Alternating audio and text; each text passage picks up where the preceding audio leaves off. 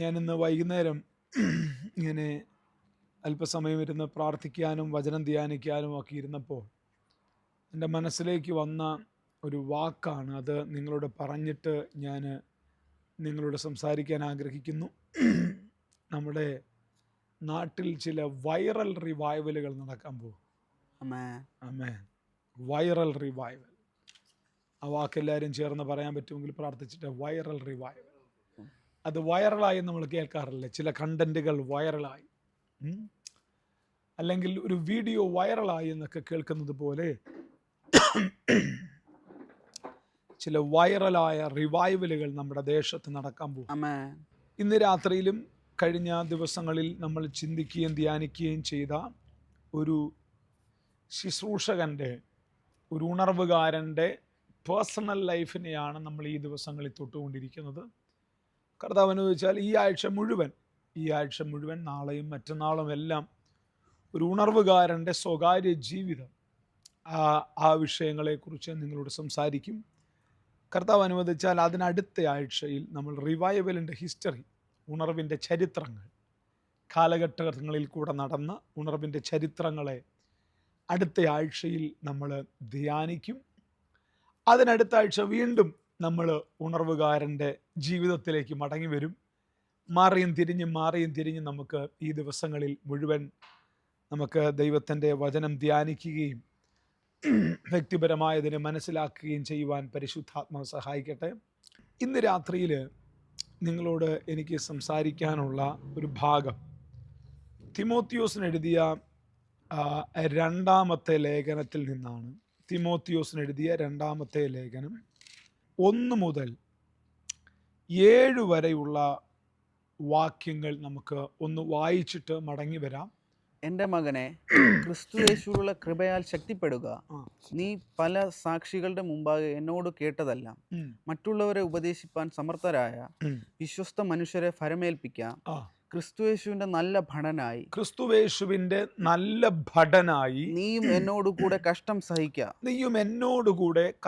സഹിക്കുക. പടം ചേർത്തവനെ പ്രസാദിപ്പിക്കേണ്ടതിന് യാതൊരു പടയാളിയും ജീവന കാര്യങ്ങളിൽ ഇടപെടാതിരിക്കുന്നു. പട ചേർത്തവനെ പ്രസാദിപ്പിക്കേണ്ടതിന് യാതൊരു പടയാളിയും ജീവന കാര്യങ്ങളിൽ ഇടപെടാതിരിക്കുന്നു. ഒരുത്തൻ മല്ലുകെട്ടിയാലും ചട്ടപ്രകാരം പോരാടിയില്ലെങ്കിൽ കിരീടം പ്രാപിക്കയില്ല. ചട്ടപ്രകാരം പൊരുതായികയിൽ കിരീടം പ്രാപിക്കയില്ല. അടുത്തത്, അധ്വാനിക്കുന്ന കൃഷിക്കാരനാകുന്നു ആദ്യ ഫലം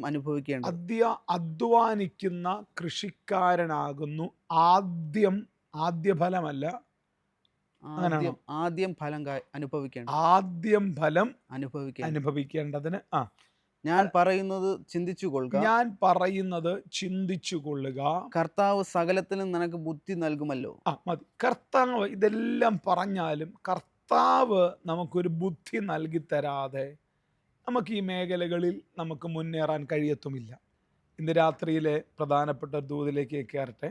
ലാളിത്യത്തിലെ സൗന്ദര്യം. വേണമെങ്കിൽ ഇങ്ങനെ ഒരു ലളിത ജീവിതം ഒരു ശുശ്രൂഷകന് വളരെ അഭികാമ്യമായിരിക്കും എന്ന് ഒരു ദൂതും കൂടെ നിങ്ങളോട് പറയാം. ഞാൻ ഈ റിവൈവലിസ്റ്റുകളെയൊക്കെ പഠിക്കുകയും മനസ്സിലാക്കുകയും ചെയ്തപ്പോൾ ഇവരുടെ ലൈഫിനകത്തെ ഈ ലളിത ജീവിതം ഇവരുടെ എല്ലാം ഒരു പ്രധാനപ്പെട്ട സീക്രട്ടായിരുന്നു. നമുക്ക് ഇപ്പോഴത് എത്രത്തോളമൊക്കെ പ്രസംഗിച്ചാൽ ആളുകൾ ഉൾക്കൊള്ളുമെന്നൊന്നും എനിക്കറിയത്തില്ല. പക്ഷേ ഇത് പ്രസംഗിക്കാതിരിക്കാൻ നമുക്ക് തരമില്ല. ഇതും കൂടെ പ്രസംഗിച്ചാലേ നമുക്ക് ഈ വൈറൽ റിവൈവലിസ്റ്റുകളായി മാറാൻ പറ്റത്തുള്ളൂ. ഹല്ലേലൂയ. എത്ര പേർക്ക് ആഗ്രഹമുണ്ട് കർത്താവിനാൽ അതിശക്തമായി ഉപയോഗിക്കപ്പെടുന്ന ഒരു റിവൈവലിസ്റ്റ് ആകണമെന്ന്. ഈ ലാളിത്യത്തിൽ ജീവിക്കുക എന്ന് പറഞ്ഞാൽ, ലാളിത്യം എന്ന് പറയുമ്പോൾ നമ്മളുടെ ഈ ശുശ്രൂഷകന്മാരുടെ എല്ലാവരുടെയും മനസ്സിൽ അനുഗ്രഹിക്കപ്പെടണം, നല്ല വീട് വെക്കണം, നല്ല വാഹനങ്ങൾ ഉപയോഗിക്കണം. ഇതൊന്നും ഒരു തെറ്റല്ല. ലളിത ജീവിതം എന്ന് പറയുന്നത് ദൈവത്താൽ നമ്മൾ എല്ലാ നിലകളിലും അപ്ഡേറ്റ്സ് ആയിരിക്കണമെന്ന് നമ്മൾ ആഗ്രഹിക്കുന്നയാളാണ്. ഒരു വീട്ടിൽ ഒരു മുറിയുള്ളയാൾ ആ ഒരു മുറി വീട്ടിൽ അപ്പനും അമ്മയും മക്കളും കൂടെ ചേർന്ന് കിടക്കുന്ന ആ കുടുംബം വിവാഹം കഴിക്കുമ്പോൾ അവർക്ക് മറ്റൊരു മുറി വേണം. 2 മക്കളുണ്ടെങ്കിൽ 2 മുറി വേണം. കുടുംബം വളരുന്നതിനനുസരിച്ച് വീട് വളരണം. അപ്പോൾ ഒരു വീട് പുതുക്കി വെക്കുന്നത് തെറ്റെന്ന് ഞാൻ ഒരിക്കലും പറയത്തില്ല. അത് നിശ്ചയമായിട്ടും ദൈവം നമുക്ക് നൽകി തരുന്ന അനുഗ്രഹങ്ങളിൽ ഒന്നാണ് നമുക്കൊരു വീട് പുതുക്കി നൽകി തരിക എന്ന് പറയുന്നത്. രണ്ടാമത്, ഭാര്യയും ഭർത്താവുമായിട്ട് വണ്ടിയിൽ യാത്ര ചെയ്യുന്നു, ബൈക്കിൽ യാത്ര ചെയ്യുന്നു. ബൈക്കിൽ യാത്ര ചെയ്യുന്നവർക്കൊരു കുഞ്ഞുണ്ടാകുന്നു. ആ കുഞ്ഞിനെയും കൂടെ ആ ബൈക്കിൽ വെച്ചുകൊണ്ടിരിക്കാൻ പറ്റാത്തപ്പോൾ ഒരു കാറ് വേണം. ആ കാറ് വാങ്ങിക്കുന്നത് തെറ്റെന്ന് ഞാൻ പറയുന്നില്ല. നിങ്ങൾക്ക് എല്ലാവർക്കും കാർ ലഭിക്കട്ടെ. ആ കാറ് വാങ്ങിച്ചിരിക്കുമ്പോൾ തന്നെ നിങ്ങൾക്ക് ഒരു ലോക്കലി ഓടുന്നതിനപ്പുറത്ത് നിങ്ങൾക്ക് ബഹുദൂരം യാത്ര ചെയ്യണം. ആ യാത്രകളുമായിട്ട് ബന്ധപ്പെട്ട് നിങ്ങൾക്ക് നല്ല കാറുകൾ വേണം. ഇതൊന്നും തെറ്റല്ല. ഇതെല്ലാം ദൈവരാജ്യത്തിൽ നമ്മളെ അഡ്വാൻസ് ചെയ്യുന്ന കാര്യങ്ങളാണ്. ഇതൊന്നും തെറ്റല്ല. നമ്മുടെ ചർച്ചിൻ്റെ മീഡിയയ്ക്ക് ഏറ്റവും നൂതനമായ സംവിധാനങ്ങൾ വേണം. ആ സംവിധാനങ്ങൾ ഉണ്ടെങ്കിൽ മാത്രമേ നിങ്ങളിലേക്ക് ഞങ്ങൾക്ക് എത്താൻ പറ്റത്തുള്ളൂ. ഇന്നും ലളിത ജീവിതം എന്ന് പറഞ്ഞ് അഹൂജയുടെ കൂവുന്ന മൈക്കും വെച്ചുകൊണ്ടിരുന്നിട്ട് കാര്യമില്ല. നമുക്ക് അതനുസരിച്ച് നമ്മുടെ കാര്യങ്ങളെല്ലാം അപ്ഡേറ്റ് ആകണം. എന്നാൽ ഈ പൂച്ച എലിയെ പിടിക്കാൻ പോകുന്നത് പോലെ ഈ നന്മകൾക്ക് പുറകിലുള്ള ഓട്ടം അത് നിർത്തണമെന്നാണ് ഞാൻ ഇന്ന് രാവിലെ ഈ രാത്രിയിൽ ഓർമ്മിപ്പിക്കാൻ ആഗ്രഹിക്കുന്നത്.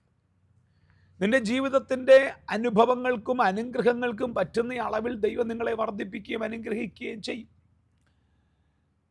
പക്ഷേ ഈ പൂച്ച എലിയെ പിടിക്കാൻ പോകുന്ന പോലെ ഇങ്ങനെ ഓടുക, ജീവിതം മുഴുവൻ അധ്വാനിക്കുകയും ശുശ്രൂഷിക്കുകയും ഒക്കെ ചെയ്യുന്നത് നന്മ പ്രാപിക്കുവാൻ വേണ്ടി മാത്രമാണെങ്കിൽ, അനുഗ്രഹം അനുഗ്രഹം അനുഗ്രഹം ഇങ്ങനെ പറഞ്ഞോടുന്നത് അപകടം പിടിച്ച കാര്യമാണ്. ഈ ലാളിത്യത്തിനകത്തൊരു സൗന്ദര്യമുണ്ട്. ലാളിത്യത്തിനകത്തൊരു പ്രത്യേക സൗന്ദര്യമുണ്ട്. ലാളിത്യത്തിനകത്ത് ലഭിക്കുന്ന ഒരു ഫ്രീഡമുണ്ട്. നാം ആയിരിക്കണമെന്ന് ദൈവം ആഗ്രഹിക്കുന്നു. ഇത്രയാണ് ഞാൻ പറയാൻ ആഗ്രഹിക്കുന്നത്. ഒന്നുമില്ല, പ്രത്യേകിച്ചൊന്നുമില്ല. നാം ആയിരിക്കണമെന്ന് ദൈവം ആഗ്രഹിക്കുന്നു. ശുശ്രൂഷയുടെ ഏത് ഉയർച്ചകളിൽ ദൈവം നമ്മളെ നിർത്തിയാൽ, എത്ര ശക്തമായി ദൈവം നമ്മളെ ഉപയോഗിച്ചാൽ, ലോകമറിയപ്പെടുന്ന ലോകത്തെ ഏറ്റവും വലിയ റിവൈവലിസ്റ്റായി നിങ്ങൾ മാറിയാലും, നിങ്ങൾ സാധാരണ ജീവിതം നയിക്കണമെന്നും നിങ്ങൾ ലളിത ജീവിതം നയിക്കണമെന്നും കർത്താവ് പഠിപ്പിക്കുകയും ആഗ്രഹിക്കുകയും ചെയ്യുന്ന കാര്യമാണ്. ഞാൻ എപ്പോഴും പറയാറുള്ളൊരു കാര്യമുണ്ട്, അസാധാരണമായ അഭിഷേകം വഹിച്ച് സാധാരണക്കാരനായി നടക്കുക. ചേർന്നൊരു ഹല്ലേലൂയ പറയാമോ? എത്ര പേരുണ്ട് ഇന്ന് രാത്രി എൻ്റെ കൂടെ? അസാധാരണമായ അഭിഷേകം വഹിച്ച് സാധാരണക്കാരനായി ജീവിക്കുക. ഒന്നുകൂടെ ഞാൻ ആവർത്തിക്കാം, അസാധാരണമായ അഭിഷേകം വഹിച്ച് സാധാരണക്കാരനായി ജീവിക്കുക. ലളിത ജീവിതത്തിനകത്ത് ലഭിക്കുന്ന ഒരു പ്രത്യേക സൗന്ദര്യമുണ്ട്, ഒരു പ്രത്യേക ഫ്രീഡമുണ്ട്. ഞാൻ ഈ പല ആളുകളെയും ശ്രദ്ധിക്കുകയും മനസ്സിലാക്കുകയൊക്കെ ചെയ്യുമ്പോൾ ഈ നമ്മളെ ദൈവം പടിപടിയായി ഉയർത്തിക്കൊണ്ടുവരുന്ന ആ മേഖലകളിൽ നമ്മൾക്ക് നമ്മുടെ ബന്ധങ്ങൾ വർദ്ധിക്കും. നമ്മുടെ ബന്ധങ്ങൾ ഉന്നതന്മാർക്കൊപ്പം ഒക്കെ ബന്ധപ്പെടാൻ ദൈവം നമുക്ക് അവസരങ്ങൾ ഒരു പക്ഷെങ്കിൽ തന്നേക്കാം. അവർ ഉള്ളത് കൊണ്ടാണ് അവർ ആ ജീവിത ശൈലി മെയിൻറ്റെയിൻ ചെയ്യുന്നത്. എന്നാൽ അവർക്കൊപ്പം നിൽക്കാൻ വേണ്ടി പൈസ കടമെടുത്തും ലോൺ എടുത്തും അവർക്കൊപ്പം നിൽക്കാൻ വേണ്ടി കഷ്ടപ്പെടുന്ന, ബുദ്ധിമുട്ടുന്ന, അവരുടെ കൂടെ ചെല്ലുമ്പോൾ അവർക്കനുസരിച്ച ഡ്രസ്സ് ഇടണം, അവരുടെ കൂടെ ചെല്ലുമ്പോൾ അവർക്കനുസരിച്ച അതിൻ്റെ ഒന്നും ആവശ്യമില്ല. നിങ്ങളായിരിക്കണമെന്ന് ദൈവം ആഗ്രഹിക്കുന്നു. നിങ്ങളായി ജീവിക്കുവാൻ പഠിച്ചാൽ നിങ്ങൾക്ക് ലഭിക്കുന്ന ഒരു വലിയ സ്വാതന്ത്ര്യമുണ്ട്. രത്തൻ ടാറ്റയെ കുറിച്ച് നിങ്ങൾ വായിച്ചിട്ടുണ്ടല്ലോ.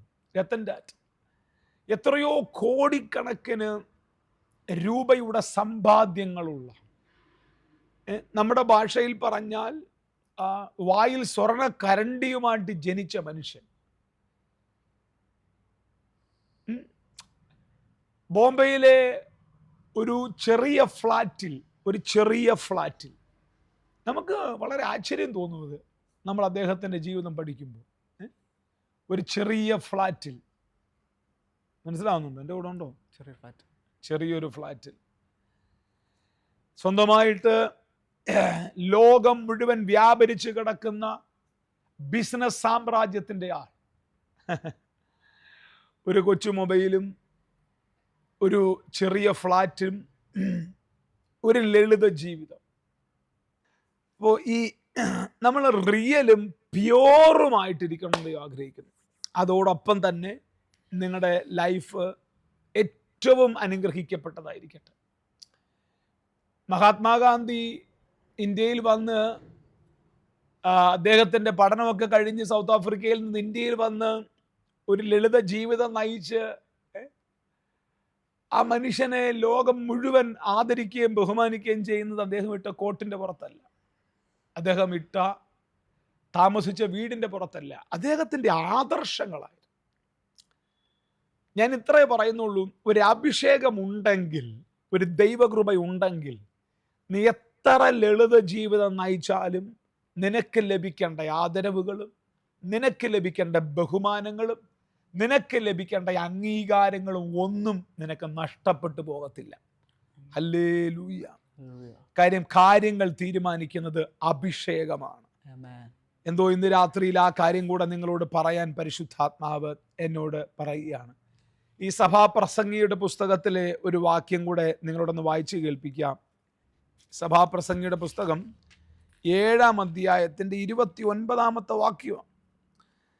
ഒരു കാര്യം മാത്രം ഞാൻ കണ്ടിരിക്കുന്നു. ഈ പുള്ളി കൂടെ പറയും, ഒരു കാര്യം മാത്രം ഞാൻ കണ്ടിരിക്കുന്നു. കണ്ട കാര്യം പുള്ളി അങ്ങ് പറയുക.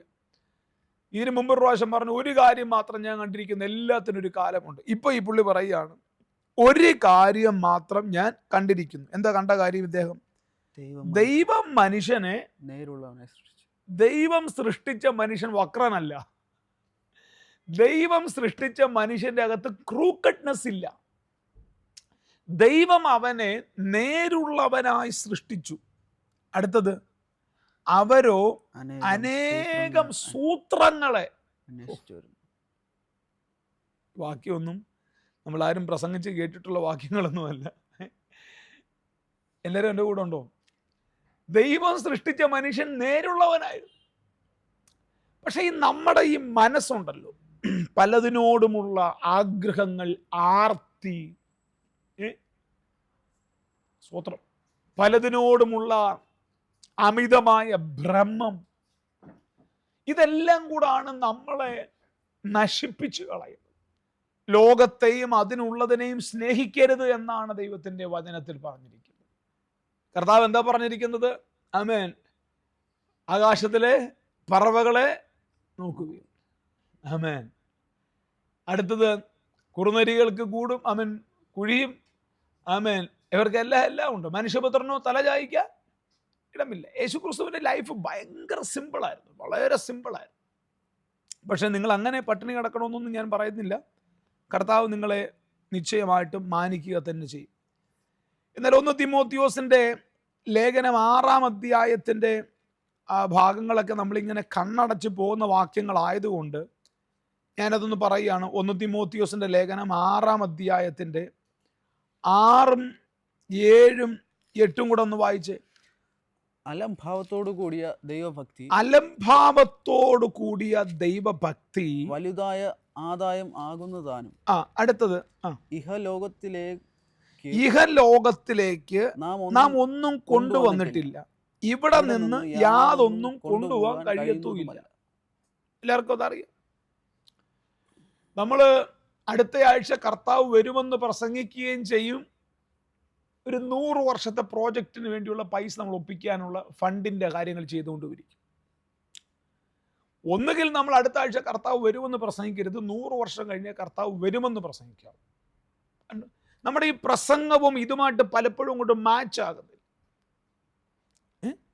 ഇഹലോകത്തിലേക്ക് നാം ഒന്നും കൊണ്ടുവന്നിട്ടില്ല. പിന്നെ ഇവിടെ നിന്നും യാതൊന്നും കൊണ്ടുപോകാൻ കഴിയത്തില്ല. അടുത്ത വാക്യം വളരെ പ്രധാനപ്പെട്ട കാര്യമാണ്. തിമോത്തിയോസ് എന്ന് പറയുന്ന ചെറുപ്പക്കാരനോട് പൗലോസ് എന്ന് പറയുന്ന അപ്പോസ്തലൻ പറയുന്ന വളരെ പ്രധാനപ്പെട്ട കാര്യം. നിങ്ങൾ എത്ര പേർ എൻ്റെ കൂടെ അംഗീകരിക്കുമെന്ന് എനിക്ക് അറിയത്തില്ല. അംഗീകരിക്കാൻ ആരെങ്കിലും ഉണ്ടെങ്കിൽ ഇതൊന്ന് കേൾക്കട്ടെ. വായിച്ചോ. ഉണ്മാനും ഉടുപ്പാനും ഉണ്ടെങ്കിൽ മതി എന്ന് നാം വിചാരിക്കാം. ബിനോയേ, ഉണ്ണാനും ഉടുക്കാനും ഉണ്ടെങ്കിൽ അത് മതി. സ്തോത്രം, അത് മതി. ഉണ്ണാനും ഉടുക്കാനും ഉണ്ടെങ്കിൽ അത് മതി. ഹല്ലേലൂയ. അടുത്തത്, ധനികനാകുവാൻ ആഗ്രഹിക്കുന്നവർ പരീക്ഷയിലും കെണിയിലും കുടുങ്ങുകയും മനുഷ്യർ സംഹാരനാശങ്ങളിൽ മുങ്ങിപ്പോകാൻ ഇടവരുന്ന മൗഢ്യവും ദോഷകരവുമായ പല മോഹങ്ങൾക്ക് ഇരയാകുകയും ചെയ്യും. ആമേൻ. എന്തോ എനിക്ക് തോന്നുന്നു ഈ കാലഘട്ടത്തിന് വേണ്ടി പൗലോസ് ഒന്ന് എഴുതി വെച്ച വാക്യമാണെന്ന് തോന്നുന്നു. ധനികനാകാൻ ആഗ്രഹിക്കുന്നവർ. ഈ പണമാണല്ലോ എല്ലാവർക്കും നമ്മുടെ പ്രശ്നം എന്ന് പറഞ്ഞാൽ. നമ്മുടെ ഈ കേരളത്തിനകത്തൊരു ഭയങ്കര പ്രശ്നമുണ്ട്. ഒത്തിരി പൈസ ഉള്ളവർക്ക് ഒത്തിരി അഭിഷേകം, പൈസ ഇല്ലാത്തവർക്ക് കൊച്ചഭിഷേകം, ഇങ്ങനെയൊക്കെയുള്ള തെറ്റിദ്ധാരണയുണ്ട്. അതായത് ഈ ബൈക്കിനകത്ത് വരുന്ന ആൾക്ക് പാസ്റ്റർക്ക് കൊച്ചഭിഷേകം, ഇന്നോവയ്ക്കകത്ത് വരുന്ന പാസ്റ്റർക്ക് വലിയ അഭിഷേകം. അങ്ങനെയൊന്നുമില്ല. അതുകൊണ്ട് ഈ വലിയവനാണെന്ന് കാണിക്കാൻ വേണ്ടി പാവപ്പെട്ടവൻ ഇന്നോവ എടുത്തുകൊണ്ട് വരിക, അതിൻ്റെ ഒന്നും ആവശ്യമില്ല. കൊച്ചു വീട്ടിൽ താമസിക്കുന്നവന് അവനെ ദൈവം, ഇങ്ങനെ അങ്ങ് പറഞ്ഞ് പറഞ്ഞ് പറഞ്ഞ് നമ്മുടെ മൈൻഡ് മൊത്തം അങ്ങനെ അങ്ങ് ആക്കിക്കള. നമ്മൾ ചൂണ്ടിക്കാണിക്കുന്ന അനുഗ്രഹങ്ങൾ പലതും നമുക്ക് ദൈവം തന്ന മെറ്റീരിയൽ ബ്ലെസ്സിങ് ആണ്. ഞാനത് ഇല്ലെന്ന് ഒരിക്കലും പറയത്തില്ല. നിശ്ചയമായിട്ടും ദൈവം അത് നിങ്ങൾക്ക് തരും. പക്ഷെ അനുഗ്രഹത്തിന്റെ മാനദണ്ഡം നീ താമസിക്കുന്ന വീടല്ല. അനുഗ്രഹത്തിന്റെ മാനദണ്ഡം നീ ഉപയോഗിക്കുന്ന കാറല്ല. ഞാനും നല്ലൊരു കാറാണ് ഉപയോഗിക്കുന്നത്, ടൊയോട്ടോയുടെ കാറാണ് ഉപയോഗിക്കുന്നത്. എനിക്ക് ഭയങ്കര സന്തോഷമാണ്. എനിക്ക് ടൊയോട്ടോയുടെ കാറേ ഉള്ളൂ. ഞാൻ ടൊയോട്ടോയുടെ CMO അല്ലെങ്കിൽ കമ്പനിയുടെ ഓണറൊന്നും അല്ല. ഈ കമ്പനിയുടെ ഓണർ രക്ഷിക്കപ്പെട്ട ആളുമല്ല. ഈ കമ്പനിയുടെ ഓണർ രക്ഷിക്കപ്പെട്ട, നമ്മൾ ചിലപ്പോൾ ആഴ്ച 2-3 ഫ്ലൈറ്റിൽ യാത്ര ചെയ്യുന്നിരിക്കും. നമ്മൾ യാത്ര ചെയ്യുന്ന എയർ ഇന്ത്യയും ഇൻഡിഗോയും ഒന്നും രക്ഷിക്കപ്പെട്ടവൻ്റെ അല്ല. രക്ഷിക്കപ്പെടാത്തവന്റെ ഫ്ലൈറ്റിനകത്ത് സീറ്റിനകത്തിരുന്നിട്ട് ആ സീറ്റാണ് അനുഗ്രഹമെന്ന് പറയുന്ന നിന്നെ പോലെ മണ്ടനില്ലെന്നാണ് ഞാൻ പറഞ്ഞു. നമ്മളിപ്പോൾ ലുലു പോയിട്ടൊരു സാധനമൊക്കെ വാങ്ങിച്ചിട്ട് ലുലുവിൻ്റെ ഫ്രണ്ടിൽ നിന്ന് സെൽഫിയൊക്കെ എടുത്തിട്ട് ഐ എം ഇൻ ലുലു മോൾ എന്നൊക്കെ പറഞ്ഞിട്ട് ഈ ലുലുവിൻ്റെ മനെ രക്ഷിക്കപ്പെട്ട ആളല്ലെന്നേ. അവന്റെ കടയിലെ ആപ്പിളും ഓറഞ്ചും നിന്നിട്ട് അതാണ് നമ്മൾ അനുഗ്രഹമെന്ന് തെറ്റിദ്ധരിക്കരുത്. മനസ്സിലാവുന്നുണ്ടോ? അപ്പം നമ്മുടെ അകത്ത് ഇങ്ങനെയൊക്കെയുള്ള കുറേ പ്രശ്നങ്ങൾ വന്ന് കയറിയിട്ട് ഞാനും അനുഗ്രഹിക്കപ്പെട്ടവനാണ് എന്ന് മറ്റുള്ളവരെ കാണിക്കാൻ വേണ്ടി ധനികനാകാൻ ആഗ്രഹിക്കുന്നവർ. ശുശ്രൂഷയിലും ഈ പ്രശ്നങ്ങളുണ്ട്. ശുശ്രൂഷയിലും ഇങ്ങനെയുള്ള ഭയങ്കര പ്രശ്നങ്ങളുള്ളൊരു കോമ്പറ്റീഷൻ ഏറിയാണ് മിനിസ്ട്രി ഫീൽഡ് എന്ന് പറയുന്നത്. ഹല്ലേലൂയ. അങ്ങനെ കോമ്പറ്റീഷനൊന്നും ആർക്കും ഉണ്ടാവരുത്. നമ്മളായിരിക്കുക സഹോദരന്മാരെ. എല്ലാവർക്കും യാത്രകൾ ചെയ്യാനുള്ള ഇന്റർനാഷണൽ കോളിംഗ് ഒന്നും എല്ലാവർക്കും ഒന്നുമില്ല. ചിലരെ ദൈവം ഒരു ലോക്കൽ സ്ഥലത്ത് ഒതുക്കും. അതിൻ്റെ അർത്ഥം അവനെ ദൈവം കണ്ടില്ലെന്നല്ല, അവൻ്റെ വിളി അതാണ്. ദൈവം അതിനു വേണ്ടിയാണ് അവനെ വെച്ചിരിക്കുന്നത്. നമ്മളെല്ലാവരും പറയാറുള്ള വാര്യാപുരം യോനാച്ചാൻ എന്ന് പറഞ്ഞ പ്രവാചകനെ കുറിച്ച് നമ്മളെല്ലാവരും പറയാറില്ല. ആ മനുഷ്യന് സ്വന്തമായിട്ട് പാസ്പോർട്ട് ഇല്ലായിരുന്നു. ആ മനുഷ്യൻ ഇന്ത്യക്ക് അപ്പുറത്ത് ഒരു സ്ഥലത്ത് യാത്ര ചെയ്യത്തില്ലായിരുന്നു എന്നും പറഞ്ഞ് അദ്ദേഹം ഇന്റർനാഷണൽ അല്ലാതിരിക്കുന്നു. ലോകത്തിൽ എവിടെ ചെന്നാലും ആളുകൾ പറയും വാര്യാപുരം യോനാച്ചാൻ. അത് ഓരോരുത്തരുടെ വിളിയാണ് പ്രിയപ്പെട്ടവരെ. നിങ്ങൾ നിങ്ങളുടെ വിളി തിരിച്ചറിയാത്തത് കൊണ്ടാണ് പലപ്പോഴും ഈ മറ്റുള്ളവരെ കോപ്പിയടിക്കാൻ വേണ്ടി നമ്മൾ ശ്രമിക്കുന്നത്. ഹല്ലേലൂയ. ആ വാക്യം എല്ലാവരോടും ഒന്ന് വായിച്ചേ. നമ്മുടെ ഇന്നത്തെ ചിന്ത ലളിത ജീവിതം, സിമ്പിൾ ലൈഫ് സ്റ്റൈൽ, അതാണ് നമ്മുടെ ഇന്നത്തെ ചിന്ത. അപ്പൊ ധനികനാകാൻ ആഗ്രഹിക്കുന്നവർക്കുള്ളാകുന്ന ഒരു പ്രശ്നം ആവശ്യമില്ലാത്ത ടെംപ്ടേഷൻ ആയിരിക്കും. സ്തോത്രം. അതുകൊണ്ടാണ് പൗലോസ് പറഞ്ഞത് താഴ്ചയിലിരിക്കാനും സമർത്ഥിയിലിരിക്കാനും ഞാൻ ശീലിച്ചിരിക്കുന്നു. ഇത് രണ്ട് നമ്മൾ പഠിക്കണം. ഞാൻ എൻ്റെ ചർച്ച് മിനിസ്ട്രിയിൽ കണ്ട ഒരു പ്രധാനപ്പെട്ട കാര്യം, ഈ ഗിവിങ് ഒക്കെ ഉള്ളത് എനിക്ക് തോന്നുന്നു കൊടുക്കാനൊക്കെ ഒത്തിരി മനസ്സുള്ളത് ഇല്ലാത്ത ആളുകൾക്കാണ് കൂടുതൽ കൊടുക്കാനുള്ള മനസ്സ്. ഉള്ള ആളുകൾക്ക് ഇത് കൊടുക്കാൻ പിന്നെയും ഭയങ്കര പ്രയാസം. കാര്യം ഈ പണം 3 നിലയിലാണ്. 3 ടൈപ്പ് ആളുകളുടെ കയ്യിൽ പണം കിട്ടിയാൽ 3 നിലയിലായിരിക്കും. ആമേൻ. സാധാരണ ആളുകൾക്ക് പണം എന്ന് പറയുന്നത് എന്താണെന്ന് ചോദിച്ചാൽ, അവന് പണം അവൻ്റെ ഉപജീവന മാർഗത്തിന് വേണ്ടിയാണ് പണം. അവന് പണം എന്താണ്? ഉപജീവന മാർഗത്തിന് വേണ്ടിയാണ് അവൻ്റെ പണം എന്ന് പറയുന്നത്. ഈ തൊഴിലുറപ്പ് പദ്ധതിക്ക് പോകുന്ന ഒരു സഹോദരിയോ, കോളനിയിൽ ജീവിക്കുന്ന ഒരു സഹോദരിയോ, റോഡ് പണിക്ക് പോകുന്ന ഒരു സഹോദരനോ, അവൻ്റെ സ്വപ്നത്തിൽ പോലും ഒരു ഐഫോൺ വാങ്ങിക്കണമെന്ന് അവൻ്റെ മനസ്സിൽ കാണത്തില്ല. അവൻ്റെ സ്വപ്നത്തിൽ പോലും ആ റോഡ് പണി ചെയ്തുകൊണ്ടിരിക്കുന്ന ആ സഹോദരന് കാണത്തില്ല അതിനകത്തോട്ടൊരു BMW പോകണം അവൻ്റെ മനസ്സിൽ കാണാം. അവൻ അന്നു കൊണ്ട് ജീവിക്കുന്നു, ഉപജീവനം കഴിക്കുന്നു. അവന് പണമെന്ന് പറയുന്നത് എന്തിനാണ്? ഉപജീവന മാർഗത്തിന് വേണ്ടിയാണ്. വൈകുന്നേരം അതും കൊണ്ട് 10,000 രൂപ അവൻ്റെ കയ്യിൽ കിട്ടിയാൽ, 800 രൂപ കിട്ടിയാൽ അവൻ അതും കൊണ്ട് പോയി എന്ത് ചെയ്യും? അവൻ്റെ ഭാര്യയ്ക്കും കുഞ്ഞുങ്ങൾക്കും എന്തെങ്കിലും വാങ്ങിച്ചുകൊണ്ട് പോയി, വൈകുന്നേരം ഒരു 50 രൂപയുടെ മീൻ വാങ്ങിച്ചുകൊണ്ട് പോയി, വൈകുന്നേരം മാർക്കറ്റിൽ വെച്ച് കപ്പ വാങ്ങിച്ചുകൊണ്ട് പോയി, വൈകുന്നേരം അവൻ സഞ്ചിക്കകത്ത് പച്ചക്കറി വാങ്ങിച്ചുകൊണ്ട് പോയി ജീവിക്കുന്ന 10,000-കണക്കിന് ആളുകൾ നമ്മുടെ ചുറ്റുപാടുകളിലുണ്ട്. അവർക്ക് പൈസ ഒരിക്കലും വേറെ ഒന്നിനുമല്ല. അവർക്ക് സമ്പത്ത്, പൈസ എന്ന് പറയുന്നത് ഉപജീവന മാർഗത്തിന് വേണ്ടിയാണ്. രണ്ടാമത്തെ ഈ മിഡിൽ ക്ലാസ് ആളുകളുണ്ട്. മിഡിൽ ക്ലാസ് ആളുകൾ, അവർക്ക് ഈ പൈസ എന്തിനാണെന്ന് ചോദിച്ചാൽ സാധനങ്ങൾ വാങ്ങിക്കാൻ വേണ്ടിയാണ്. അവരുടെ കയ്യിൽ പൈസ കിട്ടിയാൽ അവരൊരു വീട് വാങ്ങിക്കും, അവരുടെ കയ്യിൽ പൈസ കിട്ടിയാൽ അവർ കാർ വാങ്ങിക്കും, അവരുടെ കയ്യിൽ പൈസ കിട്ടിയാൽ പുതിയ സോഫ വാങ്ങിക്കും, അവരുടെ കയ്യിൽ പൈസ കിട്ടിയാൽ എല്ലാം വാങ്ങിച്ചുകൊണ്ടേയിരിക്കും. മിഡിൽ ക്ലാസ് ആളുകൾ അവർ ഈ സാധനങ്ങൾ, മെറ്റീരിയൽ വാങ്ങിക്കാൻ വേണ്ടിയാണ് അവർക്ക് പൈസ. എന്നാൽ ഇതിന് മൂന്നാമതൊരു ടൈപ്പ് ആളുകളുണ്ട്. അവർക്ക് പൈസ എന്തിനാണെന്നറിയോ? അംബാനി, ടാറ്റ, ബിർള പോലെയുള്ള ബിസിനസ് ടൈക്കൂൺസ് ഉണ്ട്. അവർക്ക് മൊബൈൽ വാങ്ങിക്കാനാണോ പൈസ? എന്ത് പറ്റി എല്ലാവർക്കും?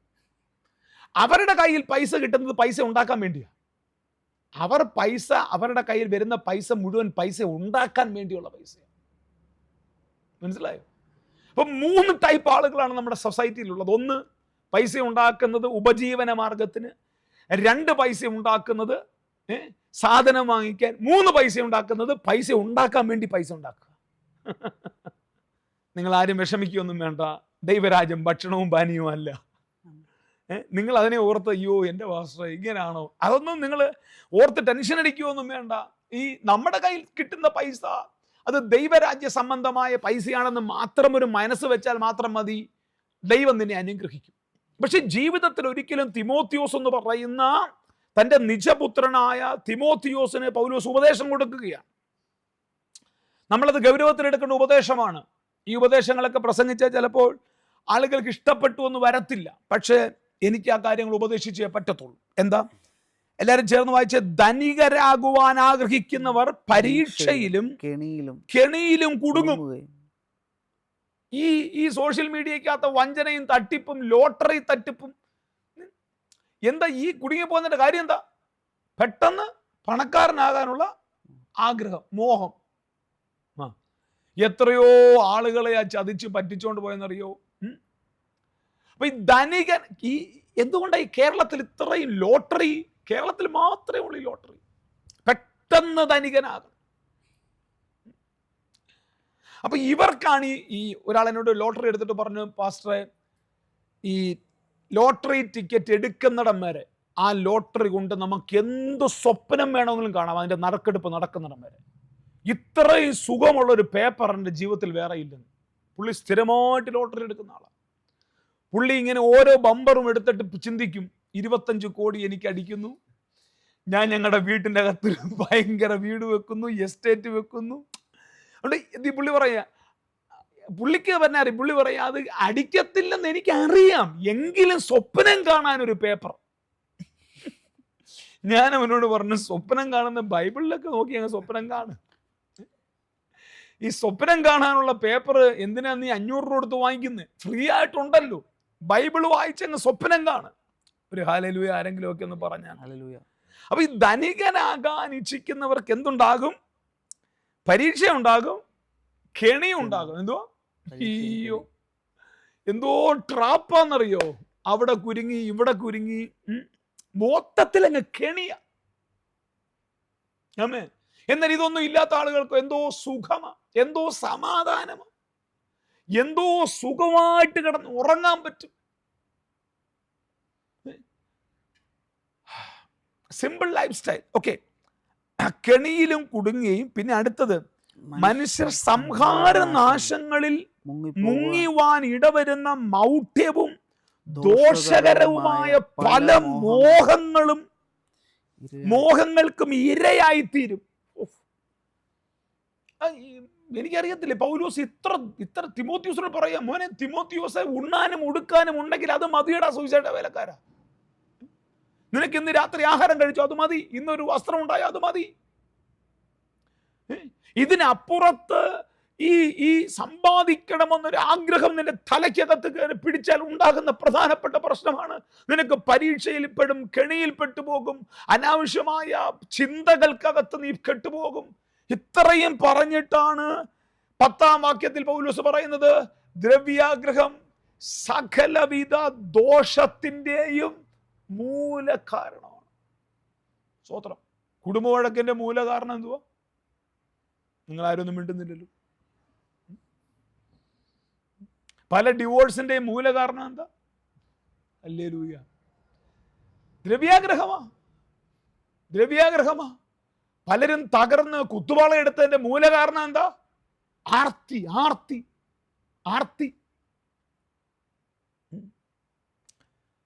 ഈ കേരളത്തിൽ ഇപ്പൊ ഈ ബാങ്കുകളെല്ലാം ഇങ്ങനെ അങ്ങ് പൊട്ടിക്കൊണ്ടിരിക്കുക. എനിക്കറിയാം എത്രയോ പേര്, ഞങ്ങളുടെ വീടുകളുമായിട്ട് ബന്ധപ്പെട്ട് എത്ര പേരുണ്ടെന്നറിയോ? സാധാരണ ബാങ്കിൽ ഇട്ടാൽ കിട്ടുന്നതിനേക്കാൾ കൂടുതൽ പലിശ ജെ ബാങ്കിൽ ഇട്ടാൽ കിട്ടും. ജെ എന്ന് പറഞ്ഞ ചുമ്മാ ഒരു പേര് പറഞ്ഞു, ജെ ബാങ്ക്, അല്ലെങ്കിൽ RT ബാങ്ക്, റൈസൻ തോമസ് ബാങ്ക് കൊണ്ടിടുക. സാധാരണ ബാങ്കിൽ എത്ര രൂപ പലിശയുണ്ട് എനിക്കറിയത്തില്ല. ഞാൻ പലിശ എനിക്കറിയത്തില്ല. ഉണ്ടെങ്കിലല്ലേ പലിശയുടെ കാര്യം അറിയത്തുള്ളൂ. അമ്മേ, ഇന്ന് വരെ എൻ്റെ പേരൊരു ഫിക്സഡും ഇല്ല. ഉള്ളതെല്ലാം അവിടെ നിന്ന് വരുന്നു, പോകുന്നു, ചിലവാകുന്നു. ഇതൊക്കെയാണ് ഇതിൻ്റെ കാര്യങ്ങൾ. അപ്പോൾ ഇതിങ്ങനെ ചിന്തിച്ച് അവിടെ ഇട്ടാൽ 8.5%, ഇവിടെ ഇട്ട 8.25%, ഇവിടെ ഇട്ട 8.83. സ്വതന്ത്രം. ഇങ്ങനെ കൊണ്ട് കണക്കൂട്ടി ഇട്ട് അവസാനം ചാക്കോച്ചാൻ ഇതെല്ലാം കൂടെ കൊണ്ടുപോകും. എത്ര പേരെനിക്കറിയാമെന്നറിയാം. ഒരു നല്ല മീൻകറി വാങ്ങിച്ച് കൂട്ടത്തില്ല, ഒരു നല്ല ഉടുപ്പിടത്തില്ല, ഒരു നല്ല ഹോട്ടലിൽ പോയി ആഹാരം കഴിക്കത്തില്ല, ഏതെങ്കിലും ചന്തയിൽ പോയാൽ ആർക്കും വേണ്ടാത്ത മീൻ വാങ്ങിച്ചുകൊണ്ട് പോകും. ഇതെല്ലാം കൂടെ ഉണ്ടാക്കി വെച്ചേക്കുക. നിങ്ങളാരൊന്നും മിണ്ടുന്നില്ലല്ലോ. ഉണ്ണാനും ഉടുക്കാനും ഉണ്ടെങ്കിൽ അത് മതിയെന്നേ. ഈ പൈസ കൊണ്ടൊന്നും കാര്യം സാധിക്കത്തില്ല. സന്തോഷകരമായിട്ട് ജീവിക്കുക. സംഹാരനാശങ്ങൾക്കകത്ത് പെട്ടുപോകും. ദ്രവ്യാഗ്രഹം സകലവിധ ദോഷത്തിൻ്റെയും മൂല കാരണമാകുന്നു. അടുത്തത് ഇത് ചിലർ കാംക്ഷിച്ചിട്ട് വിശ്വാസം വിട്ട് ഉഴന്ന് അങ്ങ് വലഞ്ഞ്. കാര്യം ഇതിനു വേണ്ടിയാ ചർച്ചയിൽ വരുന്നത്. സമ്പാദിക്കണം, പൈസ ഉണ്ടാക്കണം. സ്തോത്രം. നിങ്ങൾ എൻ്റെ കൂടെ ഉണ്ടോ? ഇത് വിട്ട് എന്ത് പിന്നെ എഴുതിയിരിക്കുന്നത്? ഇത് ചിലർ കാംക്ഷിച്ചിട്ട് വിശ്വാസം വിട്ട് ഉഴന്ന് വാക്ക് പൗലോസ് എഴുതി വെച്ചിരിക്കുന്നത്. എന്നിട്ട് ബഹുദുഃഖങ്ങൾക്ക് അധീനരായി തീർന്നിരിക്കുന്നു. എത്രയോ പേരെന്നറിയോ ഈ നിരാശയിലും സങ്കടത്തിലും. ചർച്ചിൽ വന്നിട്ട് ഒന്നും കിട്ടിയില്ല. ചർച്ചിൽ വന്നിട്ട് എൻ്റെ കൂടെയും പറഞ്ഞു, ഞാൻ 4 വർഷമായിട്ട് പാസ്വേഡ് വന്നിട്ട് എനിക്കൊരു അനുഗ്രഹവും കിട്ടിയില്ല, ഞാൻ ഇനി വരുന്നില്ല. നമുക്ക് എന്ത് ചെയ്യാൻ പറ്റും? നമുക്ക് ഈ പുള്ളിയെ ഞാൻ ചോദിച്ചു, ഞാൻ എല്ലാ ദിവസവും പൈസ തരാൻ പറ്റുമോ നിങ്ങൾക്ക്? എനിക്ക് പൈസ തരാൻ പറ്റൂ? അപ്പം നിങ്ങൾ ചർച്ച വന്ന എന്തിനാ? എന്താ പൈസ കിട്ടാഞ്ഞ്? ഇത് വിട്ടങ്ങ് ഉഴന്ന് ചിലർ ഇതിന്റെ പുറകിൽ മനസ്സിൽ കയറി ബഹുദുഃഖങ്ങൾക്ക് ഉഴന്ന് വലഞ്ഞു പോയ ശുശ്രൂഷകന്മാർ. ലോത്തിന്റെ ഭാര്യയെ നോക്കിക്കൊള്ളുവീൻ എന്ന് പറഞ്ഞിരിക്കുന്ന പോലെ നീരോട്ടമുള്ള സ്ഥലങ്ങൾ കണ്ടപ്പോൾ നീരോട്ടമുള്ള സ്ഥലങ്ങളിലേക്ക് പോയി. സ്തോത്രം. ഹല്ലേലൂയ. എന്റെ കൂടെ ഇന്ന് രാത്രി എത്ര പേർ ചേർന്നൊരു ഹല്ലേലൂയ പറയും? മനുഷ്യൻ ബഹുദുഃഖങ്ങൾക്ക് അധീനരായി തീർന്നിരിക്കുന്നു. എന്നിട്ട് പൗലോസ് എന്തോ ധൈര്യത്തോടെ ആ വാക്യം പറയുന്നറിയാവോ? 11-ാമത്തെ വാക്യം, നീയോ ദൈവത്തിന്റെ ദൈവത്തിന്റെ മനുഷ്യനായുള്ളോവേ അത് വിട്ടോടി. അപ്പൊ ഇത് വിട്ടോടണമെങ്കിൽ അവൻ ദൈവത്തിന്റെ മനുഷ്യനായിരിക്കും. You the man of God. എന്തോ വിളിക്കുന്നറിയോ? ആമേൻ. ഒരു ചെറുപ്പക്കാരനായ ശുശ്രൂഷകനെ വിളിക്കാൻ പറ്റുന്ന ഏറ്റവും നല്ല വിളി, നമ്മളൊക്കെ പല വിളികൾ വിളിക്കുമല്ലോ. നമ്മൾ നമ്മുടെ കുഞ്ഞുങ്ങളെ നോക്കിയിട്ട് പറയും, അവൻ ഡോക്ടറാണ്, അവൻ ഡോക്ടറാണ്, എൻ്റെ മോൻ ഡോക്ടറാണ്. നല്ല കാര്യമല്ലേ? എൻ്റെ കുഞ്ഞ് എഞ്ചിനീയറാണ്, നല്ല കാര്യമല്ലേ? എൻ്റെ കുഞ്ഞ് ബിസിനസ്സുകാരനാണ്, എൻ്റെ കുഞ്ഞ് അമേരിക്കയിലാണ്, എൻ്റെ കുഞ്ഞ് ഓസ്ട്രേലിയയിലാണ്. അതെല്ലാം നല്ല കെയർ ഓഫുകളാണ്.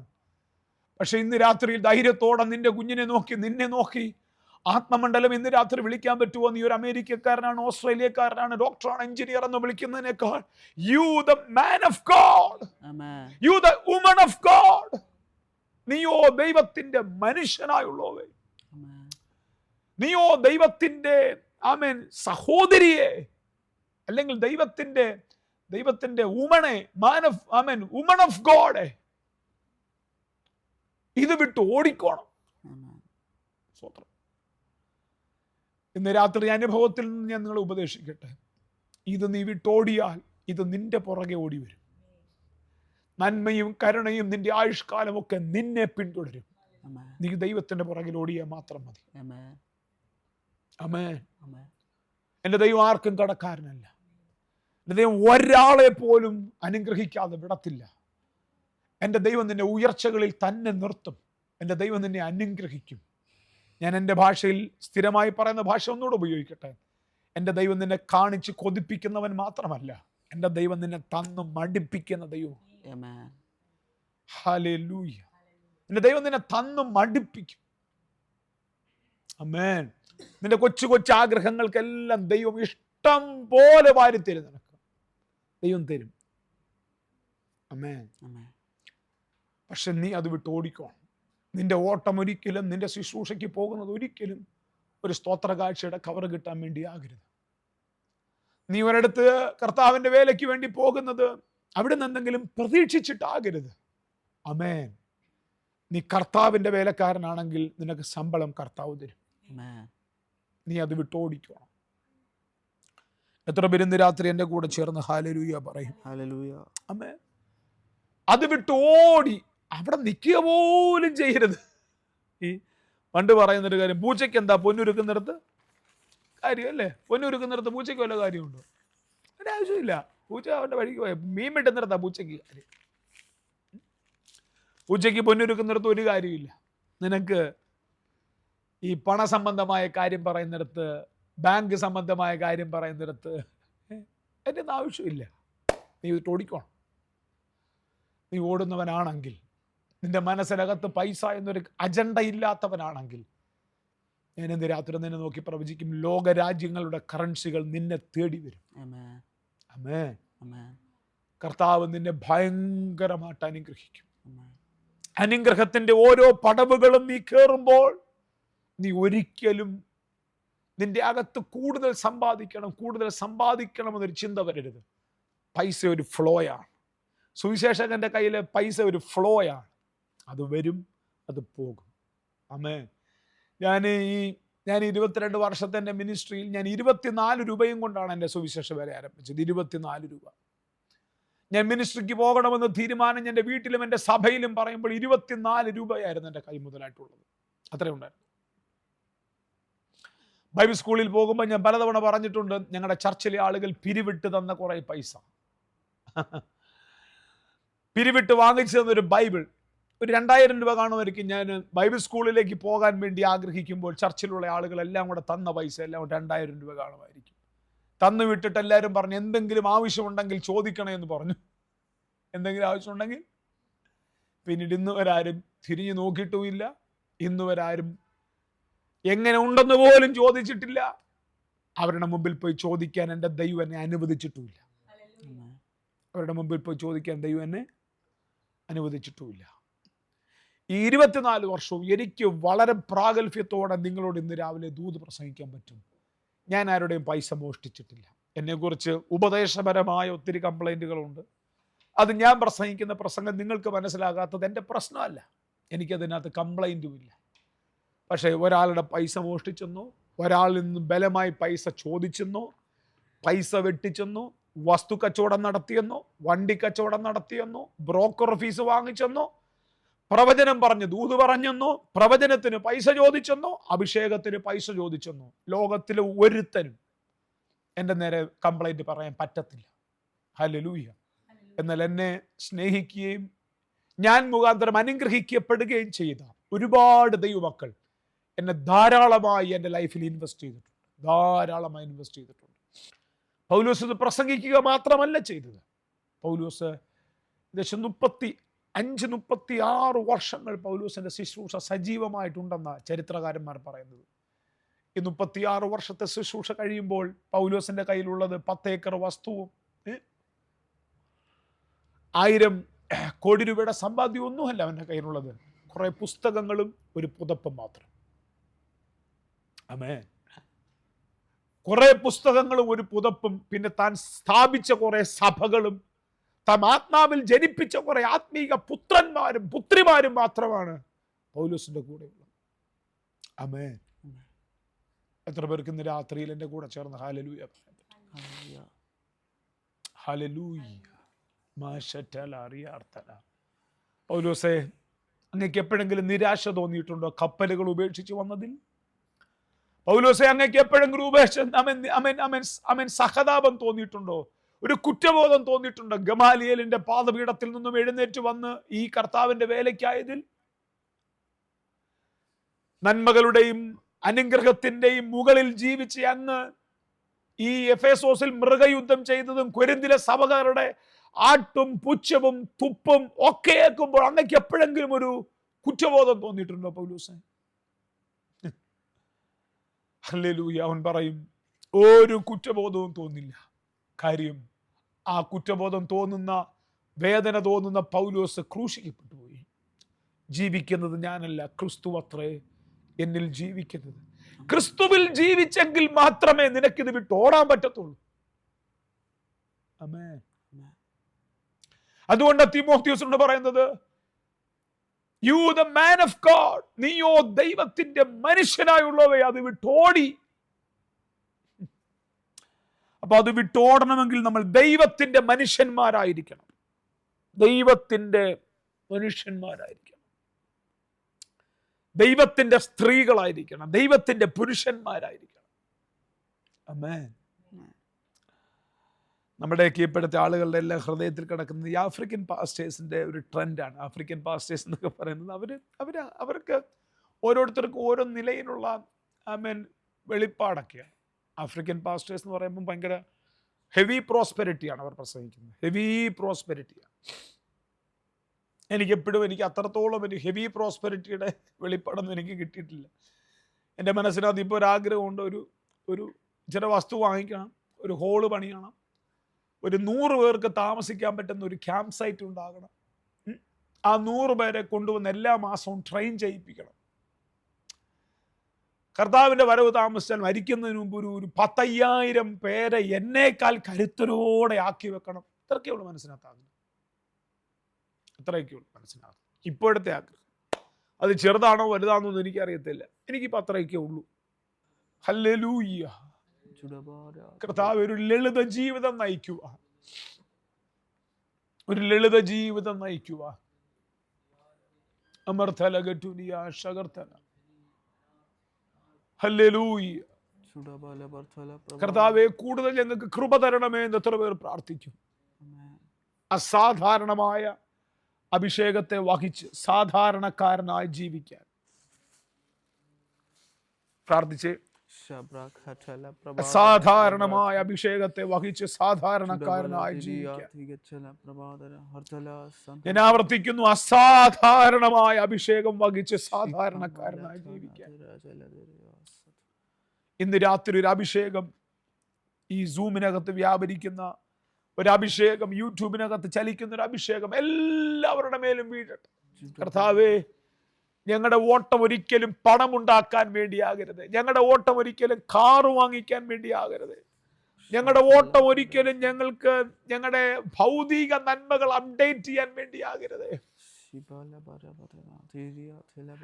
ഞങ്ങൾ ശുശ്രൂഷയിൽ തെക്കും വടക്കും കിഴക്കും പടിഞ്ഞാറും ഓടുന്നതൊന്നും ഇതിനു വേണ്ടി ആകരുത്. ഹല്ലേലൂയ.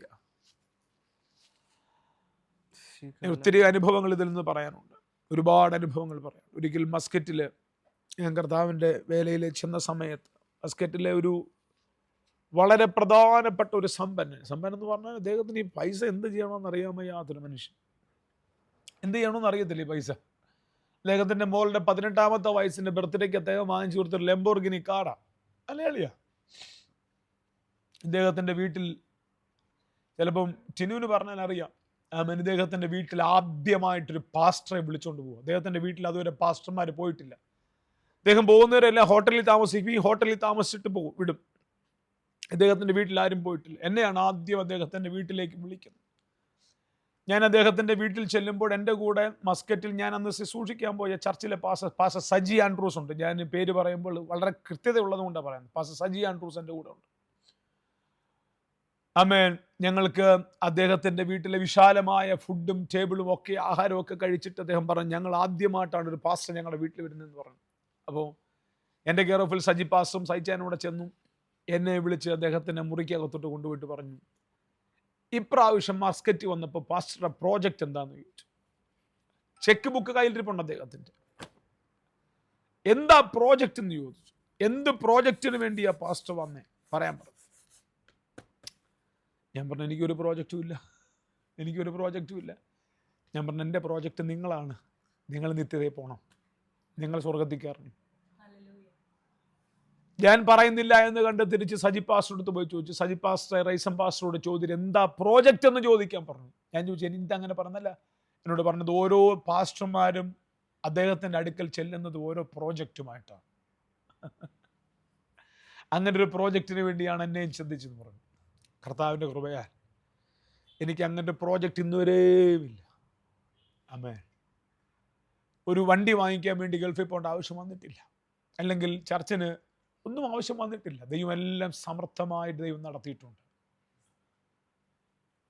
നീയോ ദൈവത്തിൻ്റെ മനുഷ്യനായുള്ളവ അത് ഓടിക്കോണം. എങ്ങ് നിൽക്കരുത്. പ്രത്യേകിച്ച് സമ്പന്നന്മാരോട് ഇടപെടുമ്പോൾ ഇവിടെ നിന്ന് ഓടിക്കോണം. ബിസിനസ്സുകാരോട് ഇടപെടുമ്പോൾ അവിടെ നിന്ന് ഓടിക്കോണം. അവിടെ തലഞ്ഞുറഞ്ഞ് നിൽക്കരുത്. നീ എന്തെങ്കിലും കിട്ടും, നക്കാപിച്ച കിട്ടും പറഞ്ഞ് അവിടെ നിൽക്കരുത്, ഓടിക്കോണം. എന്റെ ദൈവം നിനക്ക് വേണ്ടി അത്ഭുതങ്ങൾ ചെയ്യും. എന്തോ ഞാൻ ഈ ദൂത് പറയുമ്പോൾ എനിക്കറിയത്തില്ല, പ്രത്യേക അഭിഷേകം ഞാൻ ആത്മാവിൽ തിരിച്ചറിയും.